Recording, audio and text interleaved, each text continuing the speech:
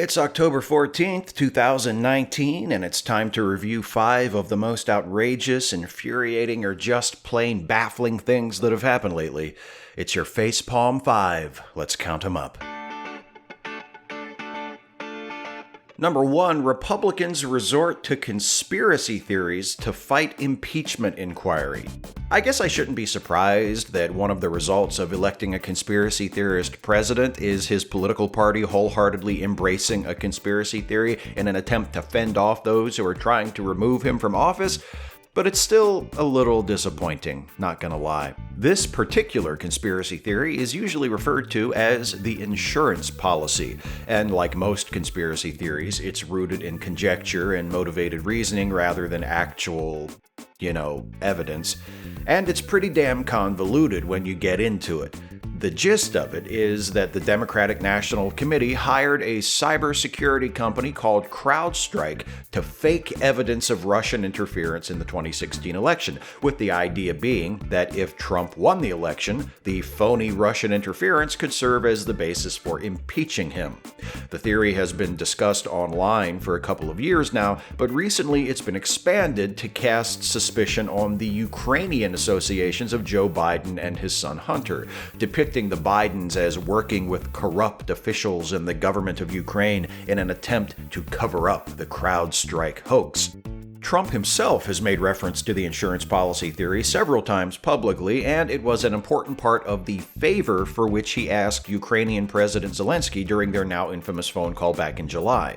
Rudy Giuliani has repeatedly tweeted in support of the insurance policy conspiracy theory, and a little over a week ago, Republican Senator Ron Johnson appeared on Meet the Press and spent his entire segment dodging Chuck Todd's opening question and insisting that the Democrats, the CIA, the FBI, and corrupt officials in Ukraine have been conspiring to bring down President Trump. Senator Johnson even complained that he was being labeled a conspiracy theorist, which is an odd thing to complain about when you're on TV in the act of spreading a conspiracy theory. Like most conspiracy theories, the insurance policy story is absurd on its face. For one thing, why would the Democrats, FBI agents, Ukrainian co-conspirators, and whoever else was involved in this need to waste their time fabricating evidence to remove Trump from office when he voluntarily committed his most blatantly impeachable act right out in the open, preserving it in an official memo which he then released to the public? Was Trump asking the leader of another country to investigate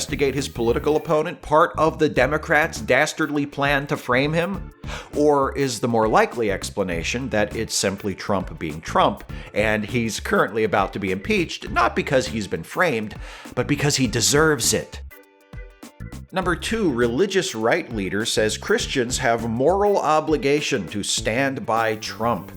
Among his allies in the fight against his impeachment, President Trump can count not only the conspiracy theorists, but also extremist evangelicals. With a coalition like that, how could he lose?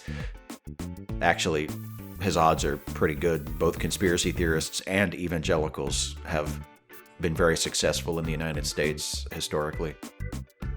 Cool.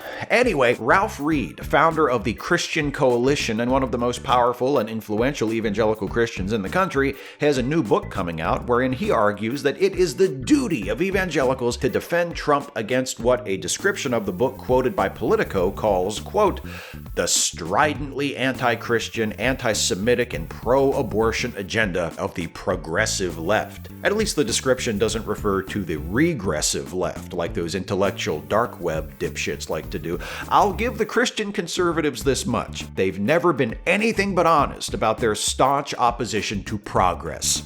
Another revealing tidbit from the book's description mentioned in the Politico report has to do with its title. According to the publisher, the book is called For God and Country, the Christian Case for Trump. But the description lists it under the title Render to God and Trump. Those of you out there with a bit of biblical literacy will recognize that as a reference to Matthew chapter 22, verse 21, which reads, Render therefore unto Caesar the things which are Caesar's, and unto God the things that are God's. That would make Trump analogous to Caesar, more specifically Tiberius Julius Caesar, second emperor of Rome. I'm sure Trump would be just fine with that. So, apparently, would Ralph Reed, a prominent Christian leader comparing a president to a first-century Roman emperor in order to defend him. I think you'd call that historical irony. Number 3, Ellen DeGeneres defends friendship with George W. Bush. Speaking of irony, how about one of the most famous gay people in the world hanging out at a football game with a former president who supported a constitutional amendment outlawing same-sex marriage, then getting all self-righteous when people called her out on it? Is that ironic? Or just kinda shitty? After video of Ellen DeGeneres and her wife Portia de Rossi attending the Cowboys-Packers game with George W. and Laura Bush sparked controversy, Ellen addressed it on her show. "I'm friends with George W. Bush," she said, going on to explain that she's friends with a lot of people who don't share her beliefs. "Just because I don't agree with someone on everything doesn't mean that I'm not going to be friends with them," she added. Okay, but see, people aren't upset because they found out Ellen is friends with someone she disagrees with on some stuff. It's not as though people saw that video and were like, "How can Ellen be friends with George W. Bush? He's a Cowboys fan." It was more like, how can Ellen be friends with George W. Bush? He started 2 wars that got hundreds of thousands of people killed, presided over torture and indefinite detention programs, put the financial interests of oil companies ahead of the good of the natural environment, lobbied to get Brett Kavanaugh's appointment to the Supreme Court approved, and, oh yeah, made a constitutional ban on same-sex marriage a part of his re-election campaign. Being friends with people who hold different views is fine. Showing that folks with opposing philosophies can get along with each other is great. But when you are a rich, famous, beloved person, and you choose to spend time in public with someone who was responsible for as much destruction as George W. Bush, and who promoted as much ignorance and intolerance as George W. Bush, the message you're sending is, yeah, I know what he did, but as far as I'm concerned, he's off the hook for it because he's a good hang. You think George W. Bush is a nice guy? You get along with him? You want to go to ball games with him? Fine. Ask him to put his mouth and his money to work and join the fight for LGBTQ equality without reservation or condition. Ask him to renounce his previous opposition to same-sex marriage. Ask him to apologize for sending American troops into unnecessary wars where thousands of them and hundreds of thousands of opposing troops and civilians were killed. Ask him to acknowledge the harm he caused and start trying to make good on it. And if you think those are unreasonable demands, get used to people being pissed off and disappointed when they see you being all chummy with the guy because they have every right to be pissed off and disappointed. Be kind to everyone, absolutely. If you see George W. Bush, don't spit in his face. Don't call him a bigoted, war criminal piece of shit. But pretending that he didn't do the things he did as president, and more than that, telling other people that they should pretend as well, sorry, Ellen, nobody with the track record of George W. Bush deserves that much kindness. Refraining from spitting on him and cussing him out is already pushing it, if you ask me. Number 4, upcoming book contains dozens of new harassment allegations against Trump.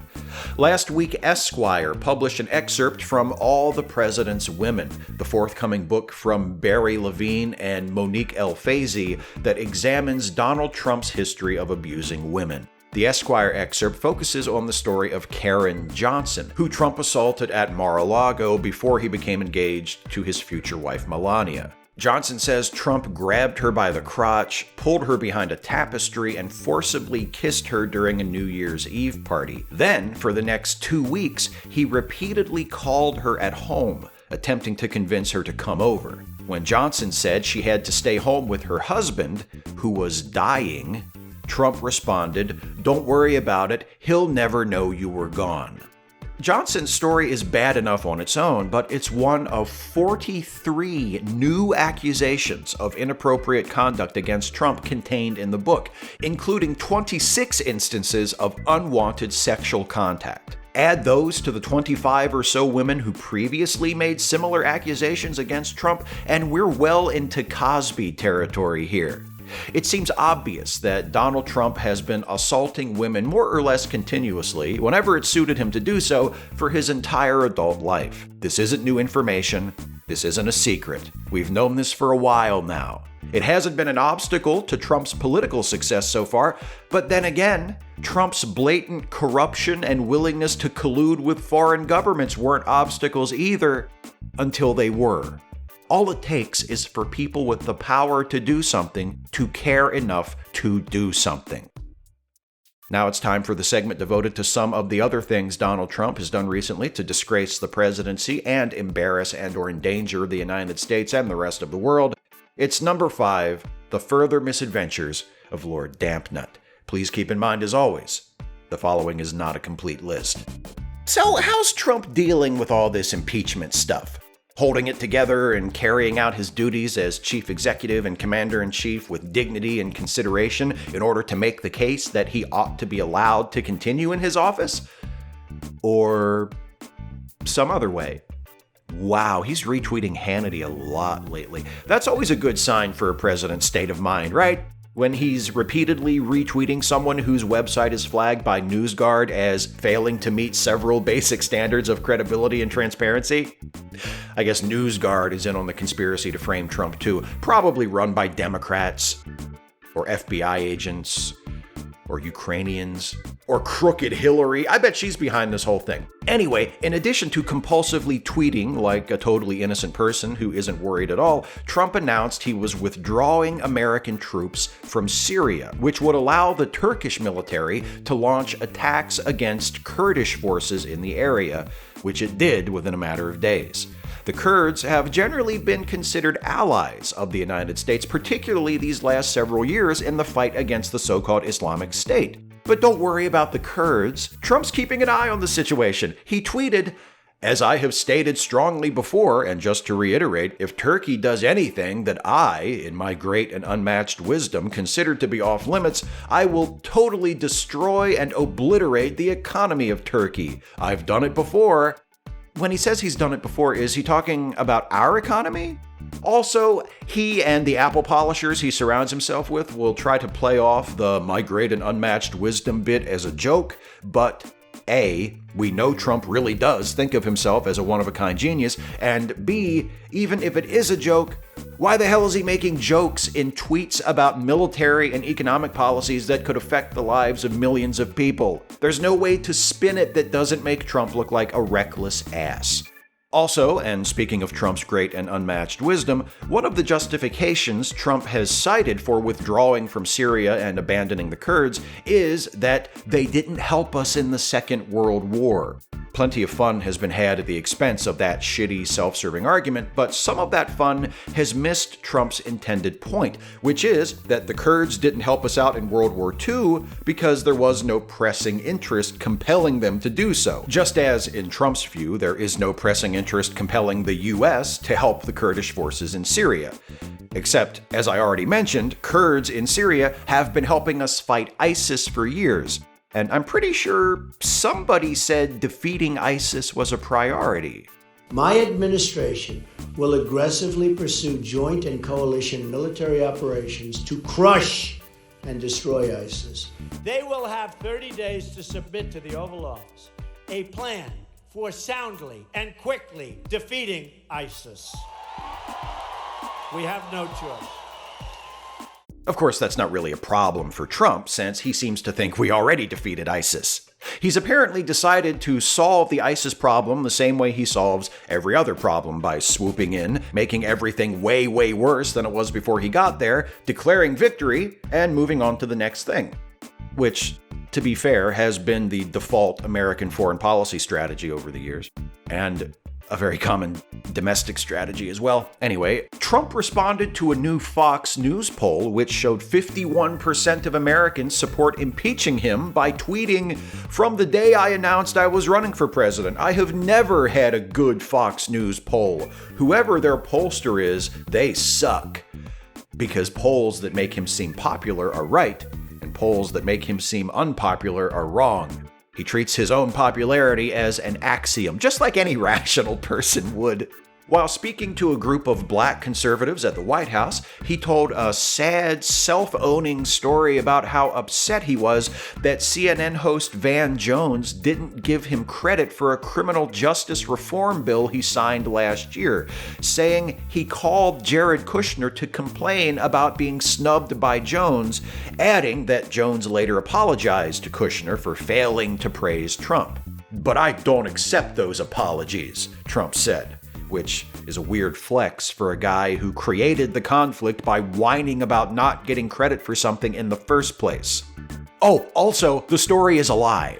Van Jones says he's never apologized to Kushner or Trump for not giving Trump credit for the criminal justice reform bill, and he has actually given Trump credit for it on TV several times. Jones's theory, Trump has him confused with fellow black person John Legend, who last month participated in a televised town hall event about criminal justice where Trump's signing of the reform bill was not singled out for praise.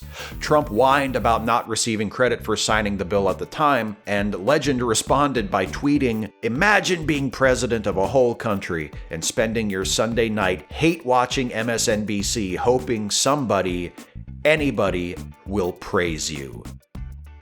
Legend. And finally, last week, Trump held a rally in Minneapolis, Minnesota, where he attacked that state's Somali refugee population, saying, "For many years, leaders in Washington brought large numbers of refugees to your state from Somalia without considering the impact on schools and communities and taxpayers. I promised you that as president, I would give local communities a greater say in refugee policy and put in place enhanced vetting and responsible immigration control, and I've done that." He didn't specify why people should be particularly worried about refugees from Somalia, but I bet if we think real hard, we can figure it out. He also said to his overwhelmingly white audience, "You should be able to decide what is best for your cities and your own neighborhoods," which doesn't sound like an echo of fucking Jim Crow segregationism at all, does it? Nope. Not a bit. And he boasted, "We are keeping terrorists, criminals, and extremists the hell out of our country." Well, not all of them, or Trump wouldn't have anybody to rant to at his rallies. That's 5. Speak out, act out, resist, look after each other.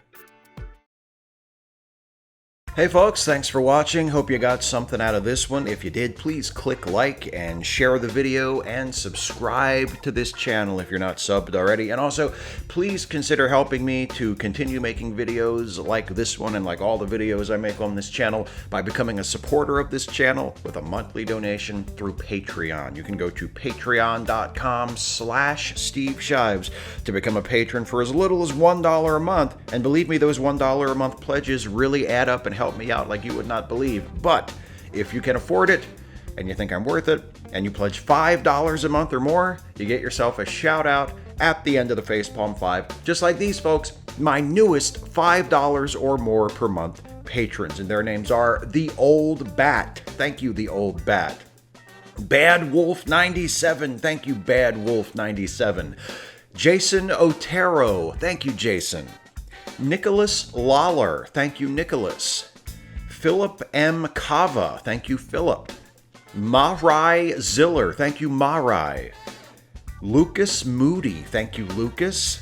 Wolf Avatar. Thank you, Wolf Avatar. Rob Sampson. Thank you, Rob.